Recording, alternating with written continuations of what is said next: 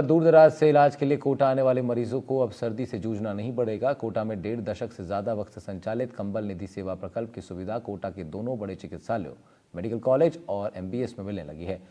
लोकसभा अध्यक्ष ओम बिरला ने medical college परिसर में तीमारदारों को रजाई और कंबल का वितरण कर योजना का आगाज किया।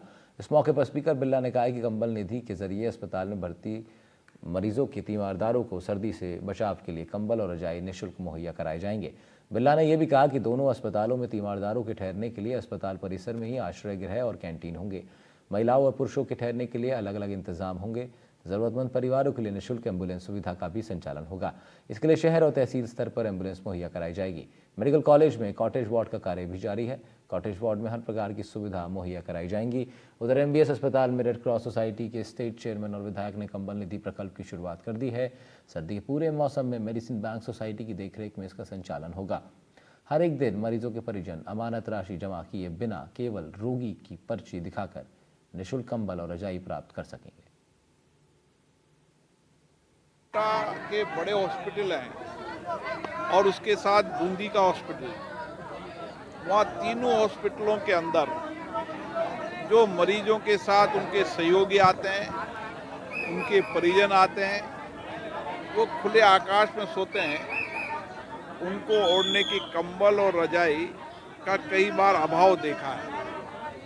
उन सब सहयोगी और परिवारजनों के लिए कंबल और रजाई की व्यवस्था की जा रही है और उसी के साथ आने वाले समय के अंदर दोनों अस्पतालों के अंदर मरीजों के सहयोगी और उनके परिजनों के लिए एक विश्राम स्थल बनाया जाएगा, जहां विशेष रूप से महिलाओं के लिए प्राथमिकता में व्यवस्था की जाएगी। उधर अलवर के बहरोड में तक्षशिला स्कूल के सालाना उत्सव कार्यक्रम में केंद्रीय वन मंत्री भूपेंद्र यादव ने शिरकत की। कहा कि केंद्र सरकार उत्तर भारत के सबसे बड़े औद्योगिक क्षेत्र भिवाड़ी के समन्वित विकास के लिए कृत संकल्प है। केंद्र सरकार ने नई एजुकेशन पॉलिसी लागू कर दी है। प्रधानमंत्री मोदी का विजन खेलो इंडिया का विस्तार होगा। विस्तार के तहत साइंस, टेक्नोलॉजी, इलेक्ट्रिकल और मैथमेटिक्स के क्षेत्र में इनोवेशन की जरूरत है। खेल उत्सव में परंपरागत खेल का आयोजन किया जाएगा, साथ ही राष्ट्रीय स्तर की टीम तैयार की जाएगी। भिवाड़ी के विकास पर मंत्री ने कहा है कि भिवाड़ी उत्तर भारत का सबसे बड़ा औद्योगिक क्षेत्र है, जिससे बहरोड, नीमराना भी जुड़े हुए हैं। उन्होंने कहा है कि भिवाड़ी में स्कूल की जरूरत है, जिसके लिए आधारभूत ढांचा तैयार किया जा रहा है। साथ ही अलवर को चंबल नदी के पानी से भी जोड़ा जा रहा है। इंस्टीट्यूशन को उनके वार्षिक उत्सव पे बधाई देना चाहता हूँ। वो शिक्षा के क्षेत्र में बहुत अच्छा कार्य कर रहे हैं और मैं ये भी चाहता हूँ कि शिक्षा के क्षेत्र में प्रधानमंत्री जी जो नई एजुकेशन पॉलिसी लेकर के आए हैं, उसका विस्तार होना चाहिए, सबको उसको समझना चाहिए।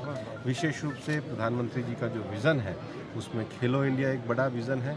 हम उसके लिए सांसद खेल उत्सव भी करा रहे हैं। अभी नया एक जो निर्णय सरकार ने वापस से जो विस्तार किया है अटल टिंकरिंग लैब का, ये क्यूरियोसिटी, क्रिएटिविटी और इनोवेशन, हमारे स्टूडेंट्स में ये तीन चीज़ें जो आनी चाहिए, साइंस, टेक्नोलॉजी, इलेक्ट्रॉनिक्स और मैथमेटिक्स, ये जो सरकार का स्ट्रीम है, साइंस, टेक्नोलॉजी, इलेक्ट्रॉनिक्स और मैथमेटिक्स, इन सारे विषयों में जो नया इनोवेशन आना चाहिए, उसके लिए निश्चित रूप से हम क्षेत्र में कार्य करेंगे।